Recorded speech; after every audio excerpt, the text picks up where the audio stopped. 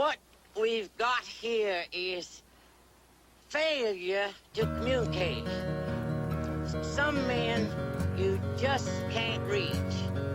So you get what we had here last week, which is the way he wants it. Well, he gets it. I'm your huckleberry. Where there's thunder, there's lightning. John Nada. Today, going to be talking a little bit about dating on the program. You know, the average guy has no clue what's going on when they start out in the dating world or in the dating scene because we've never had it explained to us. And even if we did, we probably wouldn't believe it. I really feel like MGTOW has to be experienced. It can't be told or taught. And I know many of us have, when we first came to the knowledge of it, and it's always fun and exciting to understand things and to understand the reasons for why things are the way they are. So when you come to these realizations and these truths, you naturally want to tell everybody else because it's set you free and it's given you peace of mind. And yet, so oftentimes many of us can attest to just the negative backlash from friends, family, or whoever when we've told the truth about it. And so many of us would not have believed the truths of MGTOW, would not have understood the red pill, had we not experienced what we experienced. We could have been told all day long, and in fact, many of us probably were. I don't know how many times, I've been with a girl and she's just been bad news, and my buddies could see it, but for whatever reason, I couldn't see it. And I was just convinced that what I saw was the reality when the fact of the matter was, from their objective viewpoint, they could see what was really going on. And, I was kind of seeing a girl a while back, and I have a lot of experience and things to draw from in this arena. And it's kind of like putting a quilt together. You quickly see the patterns and the connectivity. And the line from Gladiator came to mind. At the time she seemed really into me and everything, but I knew that my time was short. And this was just when I had first gotten into MGTOW. I knew the time was short. And the line kept coming to my mind. The crowd is fickle. One day they love you, the next day they can't stand you. And that's how a lot of relationships with women are. Because everything's based off of what they feel. Everything's based off of what they're feeling in that moment in time. And feelings for them can just shift almost instantaneously. And that's the whole thing about marriage. And so many women push guys into moving in with them and into getting married and having children and all this. But their foundation is built on shifting sand. And, it kind of made me think of these videos. I don't know if you've ever seen them, of these lion tamers. They think that they have the animal under control. They think that they have complete control of the animal, that the lion is tame, but it's anything but. And then inevitably at some point, the lion turns on the lion tamer. Use your illusion. The things never change from high school or college. I mean, in my 30s now, the relationships that I've had in my 20s, late 20s, early 30s, or whatever, they've all been the same caliber level of the same mentality of high school or college relationships. Because I just don't think that the majority of women mature beyond, maybe 23 or 24, and then it's like they just stop.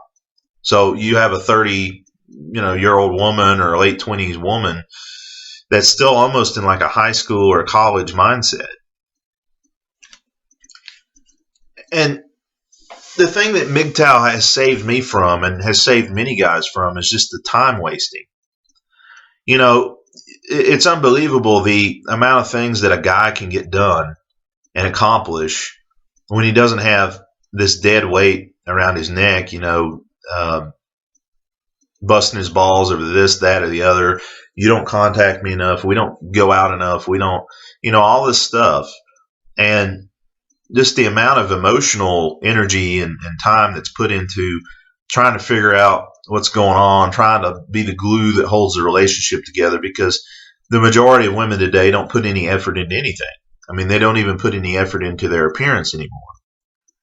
And some of my most anxious and depressed times were all facilitated and a direct result of some woman. You know, having all this anxiety over the relationship. Did I do enough? Did I do the right thing? Did I say the wrong thing? Hold frame, bro, all this. And it's like, well, you know, it just comes to the point where it's just not worth it. It's not worth the destruction of your peace and your tranquility. I have two dating stories for you real quick. One of them was it's not been that long ago, and you know, I know some MGTOW have different ideas about whether you should date, whether you should have anything to do with women at all. I don't know. As time goes on, I'm just, you know, I just wish that the United States was a little bit more forward thinking in some avenues of life, because, you know, I think if we had a situation like they have in the Netherlands and Germany and places, that, you know, that would solve a lot of issues. Um, but I'm just coming to the point where it's like I don't really want to have any dealings with them at all, because it's just such a, like I said, it's a fruitless thing where you've spent all this energy and effort into something that ultimately is going to blow up in your face anyway. And it's just, the juice is not worth the squeeze, as we hear said so oftentimes. And but anyway, this girl wasn't particularly anything. I mean, to cut to the chase, is a single mom, 2 kids, divorced, but was okay looking. And for the area that I'm in, it's rare to find a girl that's still somewhat okay looking and not on drugs or something of that sort. I wasn't, you know, planning on having a relationship with this person or anything else, but I knew that it was going to be a waste of time when she started talking about how her walls were up and all this, and it was going to take a while to bust them down. Well, I just really wasn't interested. I wasn't interested in a relationship or anything like that. So as she began to pull away, I just, you know, more or less cut her off. And like clockwork, a few days later, you know, I'm hearing from her again, and all of a sudden she's interested again. And I just don't see the point in pursuing that at all. You know, the thing is I kind of work with this person indirectly, so it's like I don't want to be a complete jackass, but it's just it's amazing the patterns, you know. But I'm not pursuing anything with that, because it's not worth it. There's too many landmines there, but it just goes to show you that you know, even women that have nothing going for them think that they deserve top tier. Then another girl who I thought might be different, or she at least seemed different, but I mean, again, it was all kind of words anyway. You know, we dated off and on and all this, and she seemed really into me and really wanted to be with me and all this stuff. And I mean, this just pretty much proves AWOL, because I thought this person was different and they seemed different and everything else. But, you know, they don't want to put any effort into talking or communicating or anything. And when I don't do it, I get text messages about how a real man pursues and all this. And so, to make a long story short, this person has had a history of mental illness, and spent 3 days in observation at a psychiatric facility because they had expressed suicidal ideations during a therapy session, and currently are undergoing therapy. And they have all these family issues going on, which is, you know, not making things easy on them. And so, you know, there was this plan that they were going to come, you know, spend some time with me or whatever. And we had planned this like a couple weeks ago. And lo and behold, she checks her calendar and she's got like a first birthday and a first baby shower. Well, right there, that just tells me that, you know, and these are for friends. These aren't even people that are related to her. But that just tells me right there that I'm always going to be second or third or whatever, you know, because it's always like bending over backwards for, she spends too much of her time and energy trying to please everybody else. But I guess because we were sort of in a pseudo relationship, it's like, oh, well, I've already got him on the hook, so I don't really have to worry about pleasing him. So anyways, all this stuff was going on with her family. Her mom's a gold digging whore that, you know, has really done some screwed up stuff to her dad, who has Alzheimer's. And she's supposed to be his full-time caretaker, but she keeps leaving him to go screw around with other dudes. So she's got all this stuff going on with her family and all this, and she's just one of these people that she's never developed any kind of coping mechanisms, I guess, because she just shuts down. So I didn't hear from her for a while, which wasn't unusual.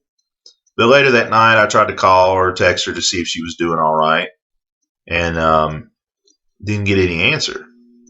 So as time wore on, I kept trying to get in contact with her, and still no answer. Well, finally, I kind of just contacted one of her friends and said, hey, I haven't heard from so-and-so, and I'm kind of worried given their history of mental illness and all that. Do you think you could check on them to see if they're all right? Because obviously they weren't communicating with me for whatever reason. I mean, and that's that whole high school, college thing again. It's like a mature person would say, hey, I'm just really dealing with some stuff right now, and I just need some time to myself, rather than pull this attention BS and make somebody worry and then get all mad when they worried about you. Because had I not done that, I would have been in trouble for not following up and trying to find out what was going on with her.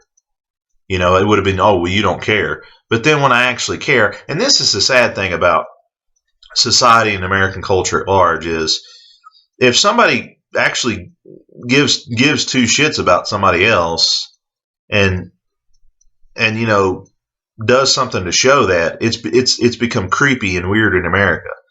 I mean, I didn't really understand, you know, because I was told later, I guess, that was creepy and weird by the girl or whatever, and that her friend was like concerned for her because I had, you know, asked her to check on her, and I guess I was some kind of psychotic killer or something because I hadn't heard from somebody who has a history of mental illness, and I didn't know whether they committed suicide or not, and so I was concerned for their well-being.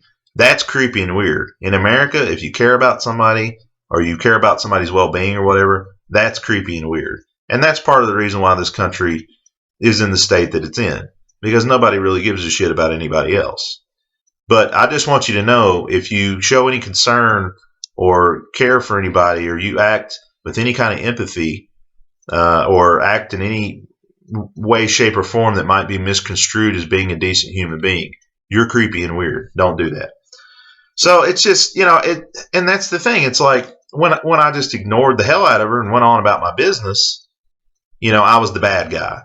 But then when I like showed care and concern for her, which is not something she would have done for me, I can guarantee, then, you know, that was creepy and weird and inappropriate or whatever. But it's like she set it up. She set the whole thing up, because you can't be on the phone with somebody upset and distraught and everything else, tell them that you're going to call them later, and then when you don't call them later or communicate with them in any way, shape, or form, and then for 15 hours or more you don't respond to any phone call or text, what is the other person supposed to think when they know that you've been, you know, suicidal in the past and you're currently undergoing therapy? So I don't know. I thought I'd throw that out there to you guys, because I talked to a buddy of mine, and he said he would have done the same thing, and that, you know, you did the right thing as a friend. I mean, in context, you know, these other people that are her so-called friends, you know, I guess didn't know that all this was going on, and maybe don't know her history. But it's kind of funny. You have all these friends, and she admits that she's, you know, lonely most of the time. And, you know, yeah, you have these friends, but they're all kind of like superficial friends. And yet when somebody acts like a friend, you know, to you, you don't want anything to do with them, or it's a bad thing, or it's a negative thing, or whatever. You know, and that's the thing. That's the thing with women. They want you to be two different things at the same time, and it's just not possible. I mean, if you play the aloof, mysterious bastard, then that's not good enough. But if you show any care and concern and are actually a decent guy, where are all the good men? Well, then that's not attractive or whatever. And all I can think of is Jack Palance from the movie Shane. You know, the guy goes into town, he's going to get some hard candies for his kids and some gingham for his wife. Palance throws the gun down and goes, "Pick up the gun," you know. And the guy wants nothing to do with it, you know. And then Finally, the guy picks the gun up and Pallant shoots him and goes, "Well, you saw it. You all saw it. He had a gun." So you're damned if you do, damned if you don't.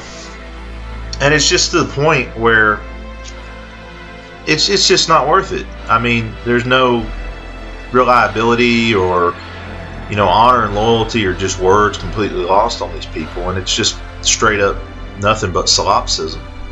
I mean, everything's about them and all this. So I just don't see the point anymore, and haven't for a long time. And it's kind of interesting when the majority of guys can do better on their own than in some sort of so-called relationship.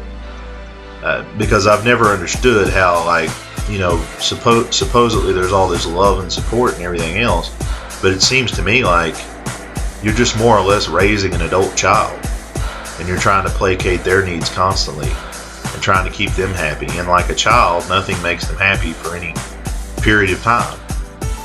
And yet we're supposed to believe that we need a woman in our life to bring stability to our own life and to bring success to our own life. And I think it's like Tyler Durden said from Fight Club, I'm not really sure that another woman is what we really need. Because evidently I can tell you from my experience that it's just nothing but a headache. Well, this has been the Days of Thunder. I am John Nada, and remember, you're free to do as you're told.